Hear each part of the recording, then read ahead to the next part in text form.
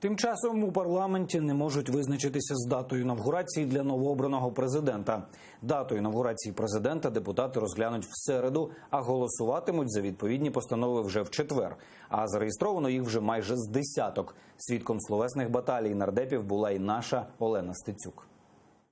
Інавгураційна епопея. Дата призначення на посаду президента зависла у повітрі. Проте стала темою дня у Верховній Раді. Заплановане засідання регламентного комітету не відбулося. Я ініціюю розгляд цих питань на засіданні комітету. Завтра засідання відбудеться о 15-й годині. Зараз реєструються ще проекти постанов, за моєю інформацією. Більшість із них стосується 19-го числа. Загалом зареєстровано вже близько десятка проєктів постанов. Серед варіантів дати інавгурації 17, 19, 20 або 28 травня. Чи 1 червня. Закон це дозволяє. Сам Володимир Зеленський хоче отримати булаву 19 травня. Опоненти кажуть, іноземні делегації просто не встигнуть організувати візит. Ба більше, в День пам'яті жертв політрепресій організовувати інавгурацію не гоже.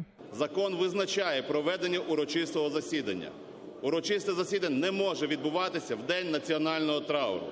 Цього дня інавгурація новообраного президента неприпустима. Ми вчора обговорювали, наприклад, навіть 17-те, бо 18-те – це річниця депортації кримських татар.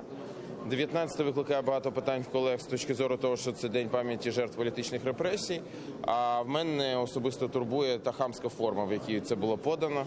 І треба все ж таки нагадати Володимиру Олександровичу, що він не Володимир Володимирович. І тому це треба пам'ятати.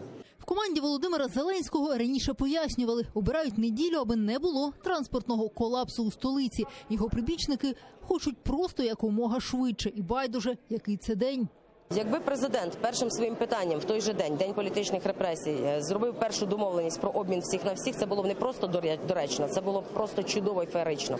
У таких запеклих дебатах деякі депутати вбачають навіть нагнітання протистояння між парламентом і президентом. Мовляв, навмисно просувають 19 травня, коли більшість нардепів не зможуть бути в Раді, бо вшановуватимуть пам'ять політв'язнів. Розпочинати ворожнечу між парламентом і президентом – це не найкращий шлях, який може бути. Окрім того, хочу сказати, щоб пан Зеленський зрозумів, що парламент не настроєний вороже.